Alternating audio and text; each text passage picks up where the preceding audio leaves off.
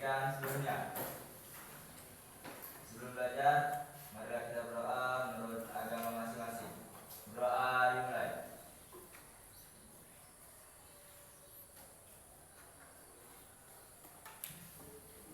Berdoa selesai. Terima kasih.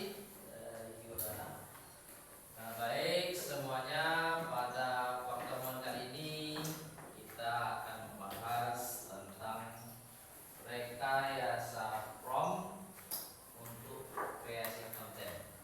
Nah, sebelumnya kalian sudah pernah mendengar kata prompt ini?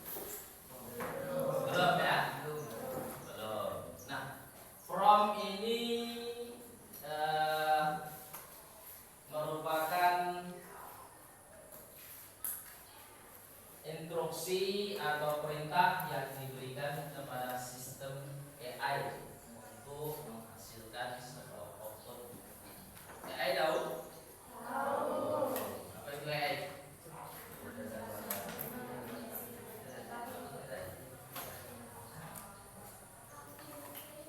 Apa tadi AI?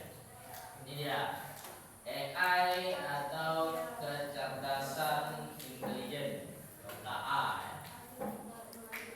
AI itu teknologi yang memungkinkan komputer dan mesin melakukan tugas-tugas yang biasanya membutuhkan kecerdasan manusia.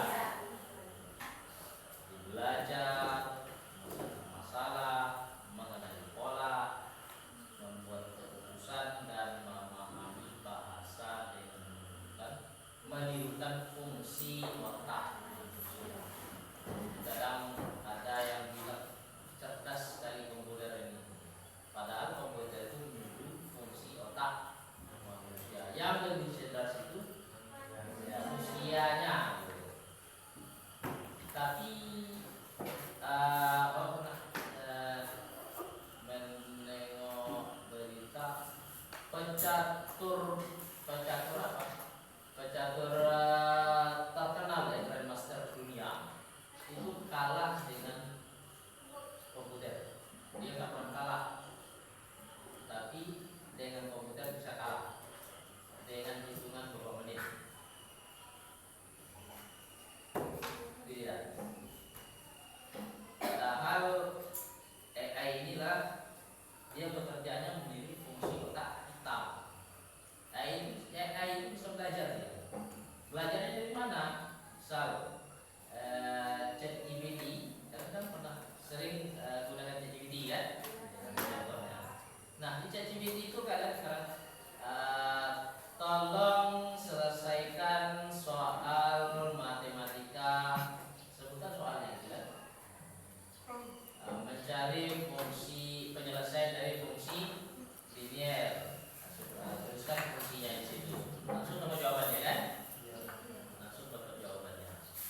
Nah, dari situlah, dari kita menanya AI itu, nanya ChatGPT itu, kemudian kita memasukkan dokumen di situ, minta buatkan PPT segala macam gitu kan. Nah, AI itu menyimpan dia, ChatGPT itu menyimpan informasi yang kita berikan itu, sehingga beberapa bulan untuk akan datang dia semakin cerdas karena dia sudah pernah ditanya itu. Nanti orang nanya lagi dia cepat menjawab kan. Nah, ada lagi orang mencari informasi lain gitu. Kan tidak kita dunia yang banyak gitu kan. Banyak yang menggunakan ChatGPT itu. Nah, kalau dulu AI itu kurang cerdas gitu. Nah, akan datang bisa jadi malah lebih cerdas. Itu tadi seputar AI ya. Nah, kembali kita ke materi kita, rekayasa prompt untuk kreasi konten. Nah, prompt tadi apa? Prompt tadi dia ya, instruksi atau perintah yang diberikan kepada sistem AI untuk menghasilkan output. Yang sebagai contohkan tadi ChatGPT, buatkan saya penyelesaian fungsi linear, fungsinya apa? Itu prompt namanya. Nah, bagaimana cara kita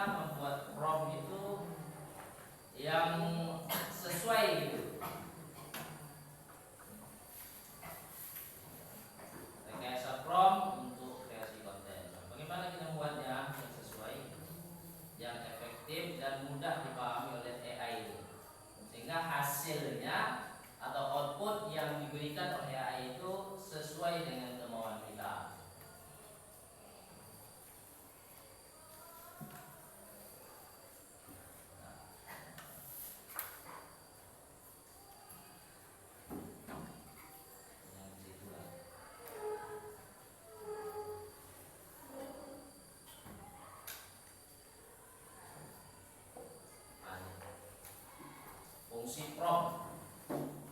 Prom itu merupakan perintah atau instruksi yang diberikan kepada model KA untuk menghasilkan keluaran yang diinginkan atau output yang kita inginkan. Nah, bagaimana kita buat model prom itu yang bagus gitu kan? Nah, prom menyediakan ini fungsi utama dari prom ini ya. Nah, kita bahas dulu fungsi-fungsi utama dari prom itu. Fungsi yang pertama, ia mengatur konteks. Prom itu menyediakan konteks yang diperlukan bagi model KA untuk memahami topik, gaya, dan tujuan output yang diharapkan oleh manusia. Kemudian ada lagi fungsi berikutnya, memberikan instruksi spesifik, instruksi yang jelas ya dan spesifik, membantu model KA untuk memfokuskan output yang dihasilkan gitu ya. Nah, yang ketiga, menentukan format output. Sebuah prom dapat pula mencakup fungsi mengenai pemformatan. Misalnya daftar poin, esai naratif atau dialog. Berikutnya, fungsi berikutnya adalah memfasilitasi kreativitas dan memberikan elemen kreatif dalam prom seperti metafora, analogi atau skenario. Nah, ini contoh prom untuk pembuatan artikel. Nah, di ChatGPT kita buka ChatGPT, kemudian kita bisa tuliskan sebuah artikel sepanjang 1000 kata mengenai dampak teknologi digital terhadap transformasi pendidikan dengan mengedepankan studi kasus di Indonesia dan rekomendasi untuk kebijakan pemerintah. Nah, perintah yang kita berikan kepada KA itu, nah ini namanya prom. Nah, perintahnya kan cukup jelas ya. Nah, cukup jelas di situ. Tuliskan sebuah artikel sepanjang 1000 kata mengenai dampak teknologi digital terhadap transformasi pendidikan dengan mengedepankan studi kasus Indonesia dan rekomendasi untuk kebijakan pemerintah. Kan jelas itu. Kalau kita diberikan tugas dan perintahnya jelas, kita paham gitu kan? Kita paham untuk menyelesaikannya dan orang yang memberi perintah itu kalau jelas perintahnya dan spesifik, tentu yang diberi perintah akan memberikan hasil perintah itu dia cepat pahamnya gitu kan? Hasilnya sesuai dengan yang diinginkan oleh yang memberi perintah. Pertanyaan gitu ya, betul namanya.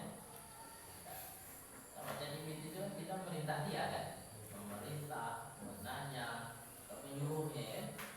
Nah, sekarang buat nanti ada lagi prompt untuk pembuatan gambar. Ini AI apa nih? ChatGPT juga ya. ChatGPT. Buatlah gambar ilustrasi bergaya futuristik yang menggambarkan kota pintar di malam hari dengan lampu neon dan elemen teknologi canggih. Ini gambarnya dibuat. Kalian udah pernah buat sendiri? Nanya ChatGPT-nya? Belum ya? Nah, belum kan? Nah, coba nanti setelah ini. Kemudian ada lagi nih, prompt untuk pembuatan naskah video. Rancanglah naskah video berdurasi 5 menit mengenai pentingnya literasi digital pada anak-anak dengan bahasa yang sederhana dan contoh interaktif yang mudah dipahami. Ini hasilnya. Nah, ini boleh di searching di Google, tengok nanti di video.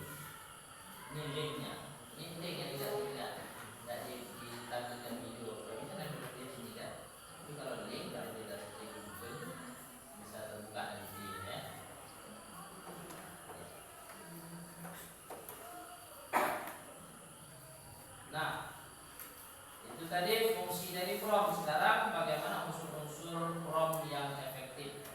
Unsur-unsur kita membuat from itu supaya from itu efektif dan mudah dipahami oleh KA. Apa saja? Ada yang pertama instruksinya, atau dalam bahasa kerennya apa bacanya? Task gitu ya. Inti dari from yang menjelaskan tugas yang harus dilakukan KA atau AI. Contohnya apa? Tulis puisi tentang hujan. Itu intinya. Tapi kan belum jelas, itu belum saja secara spesifik ya. Instruksi. Nah, puisi tentang hujan bisa menjadi inti dan robek gitu. Nah, contoh yang kedua ada jelaskan teori relativitas secara sederhana. Itu instruksi ya, instruksi atau perintah yang kita berikan. Nah, yang kedua, unsur pembentuk prompt yang bagus itu konteks atau background, informasi latar belakang untuk memandu KA memahami situasi atau audiens. Contoh, misalkan ini sebagai guru biologi kita berfokus khusus kepada siswa SMP. Mungkin ini buatkan ini bisa disambung ya, perintahnya di depan, buatkan saya video sebagai guru biologi yang menjelaskan tentang fotosintesis pada siswa SMP. Contoh perintah tadi di atas ketika instruksi. Nah, background itu seperti itu. Sebagai guru biologi, jelaskan fotosintesis kepada siswa SMP. Itu backgroundnya. Yang kedua contohnya dalam rangka kampanye lingkungan, buat slogan pendek. Nah, unsur yang ketiga itu ada data atau input spesifik, informasi khusus yang perlu diproses KA. Contohnya ada teks, angka, atau data mentah. Ini contoh dari promnya. Ringkas artikel berikut, berikan teks artikelnya. Kemudian analisis data penjualan pada kuartal 3 tahun 2004. Kemudian berikan tabelnya. Data atau bentuk spesifik. Nah, kemudian contoh atau bahasa kerennya buat ini. Example atau example. Bahasa Inggris ini agak apa sedikit ya. Kalau mau keren lagi, ucapkan dengan apa, agak sedikit apa. Saya bunyi rap ngomong. Tahu kalau rap? Tahu? Ada yang tak tahu kalau rap? Lumayan. Contoh demonstrasi output yang diharapkan untuk memandu format, gaya atau konten. Nah,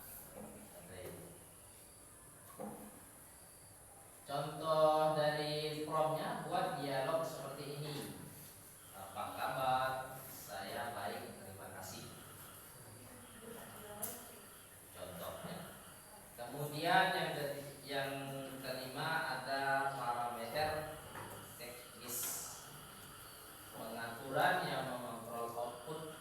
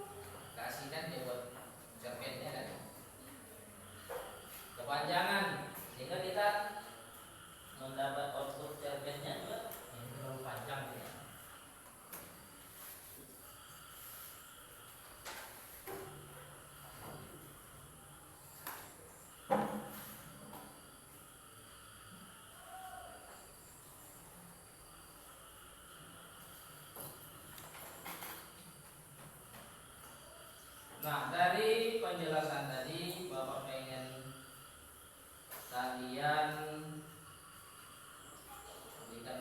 berikan waktu sekitar 15 menit untuk berdiskusi dengan teman sebangku Anda, buat sebuah prompt yang mengandung unsur-unsur yang dijelaskan tadi.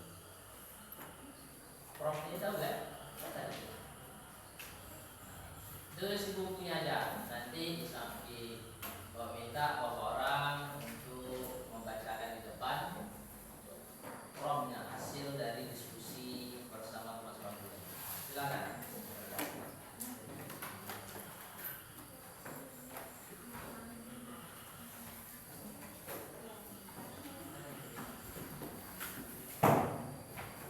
Telepon biasa ini silakan. Jadi PT ya. Ini yang mau